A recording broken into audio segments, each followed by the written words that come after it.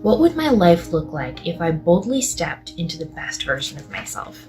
You're allowed to choose to feel good every single freaking day.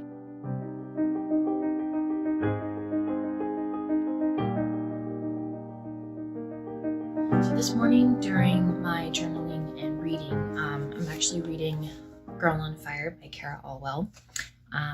It is a really good book full of incredible questions and stories, and she's just one of my, online mentors. Haven't met her yet, but I am bringing that into reality one of these days. So the question that I journaled this morning was, what would my life look like if I boldly stepped into the best version of myself?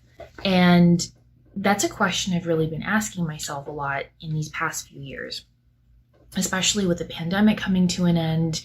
I'm sure I'm not the only one. This pandemic has really, really made me get very deep with myself and ask a lot of questions. Before the world went into lockdown, I know we were all most likely in the hustle and bustle of life, trying to keep up with everybody. And all of a sudden, when everything shut down, we were just faced with ourselves. And I know, especially for me, that was very, very uncomfortable, because before all of that happened, I was,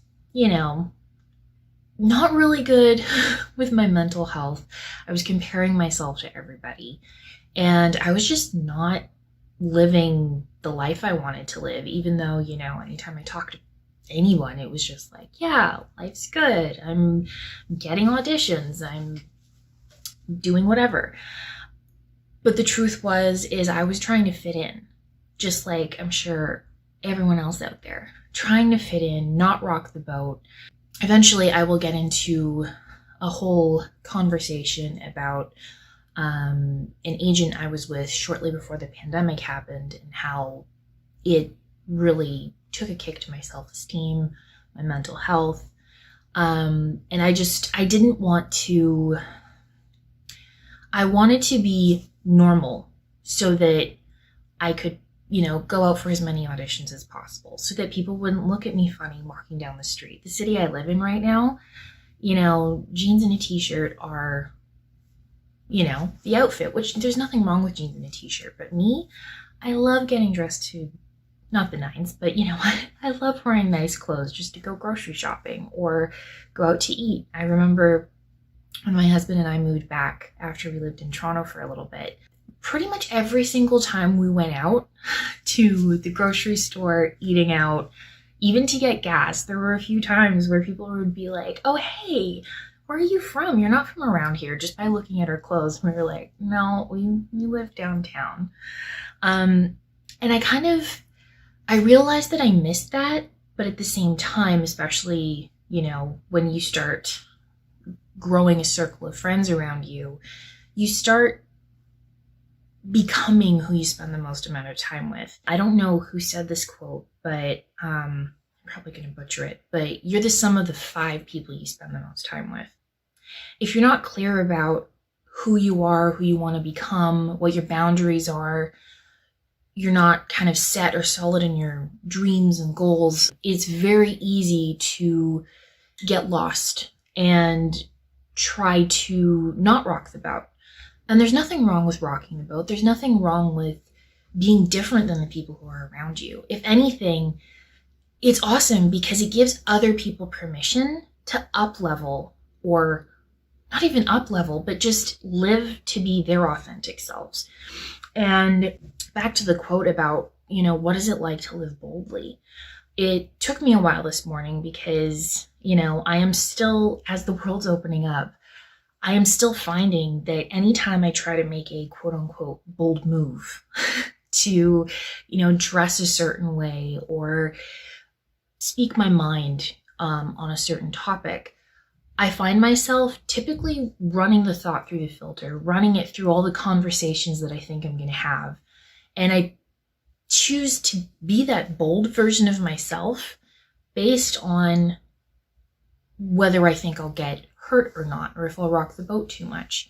And the truth is that keeping all of this stuff inside is doing nobody any favors, because, in that friend group, maybe other people have opinions that they want to share. Maybe they have dreams and goals that they want to share, but because everyone's living the status quo, or, saying that the status quo is like the thing, they're not taking that step. They're not taking the action to create the life that gives them excitement. By choosing to live your authentic, bold self, and now keep in mind, living your authentic self is something deeply personal to you. And it really should center around the fact that this is about you and you are not harming anybody by living your authentic self. You can have differing opinions.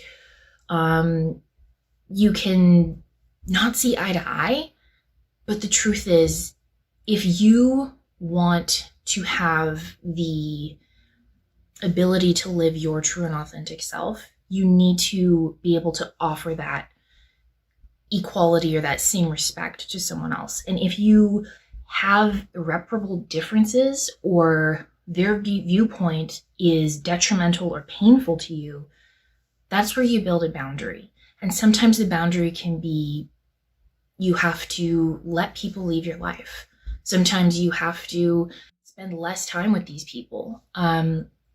Eventually maybe you can sit down and have a conversation with them. But when I say living your bold, authentic self, this is not, in my opinion, this is not a free pass to let you be a dick to anyone, because we have enough of those in the world. We need more people to authentically find joy and love and common ground with people so that we can have conversations. Because I think if we've learned anything over the past few years, people have a hard time having civil conversations about very different topics. And it sucks. And that's just not kind on all parts. And yes, people are choosing to live their bold, authentic selves by having these differing opinions. But if you cannot be kind in your boldness, fuck off. There, I said it. Anyways, back to the living your true bold self. Just kind of sort of meditation sometimes, but a lot of it is just doing some visualizations for the future, or going back to what my big dreams and goals were when I was most happy in my life. And I've found that a lot of these dreams and goals have a specific feeling attached to them. And for me, it's been tapping into that feeling and seeing how I can create that feeling in my day-to-day life.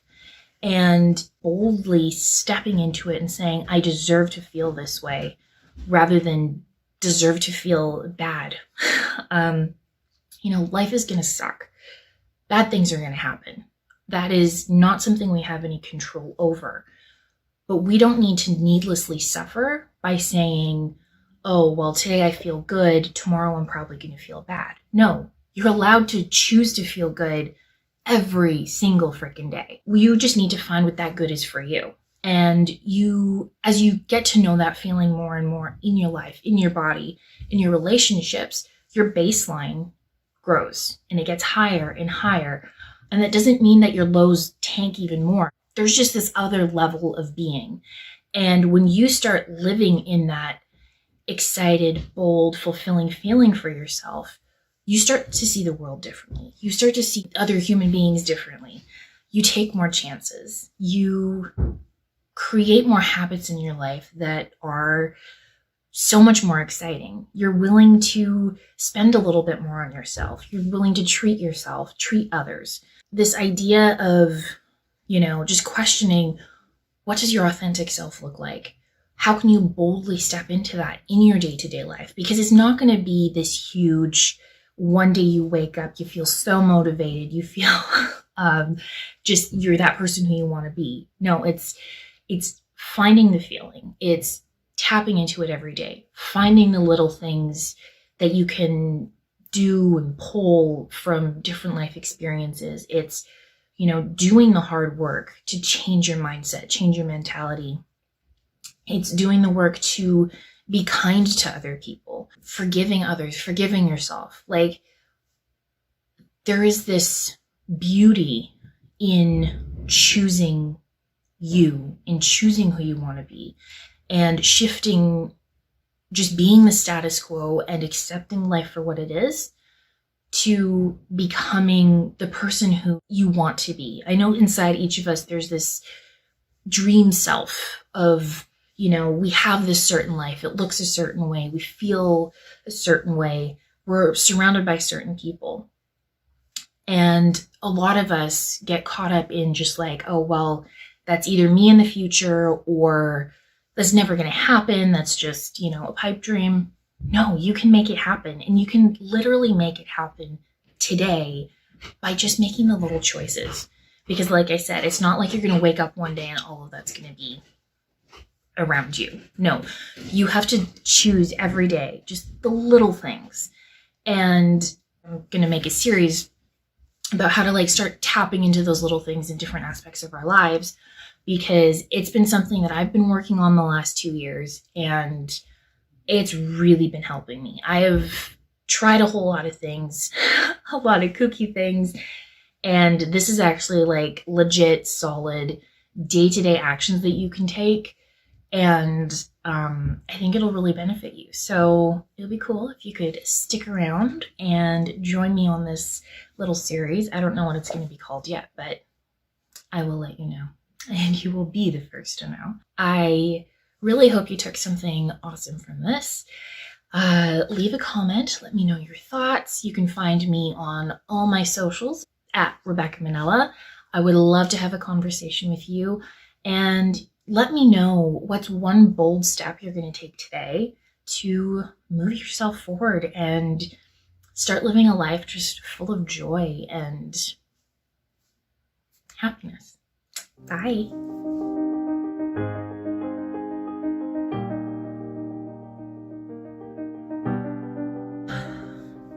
Yeah, it's really hard to not look at myself while I'm doing this, but that's totally okay.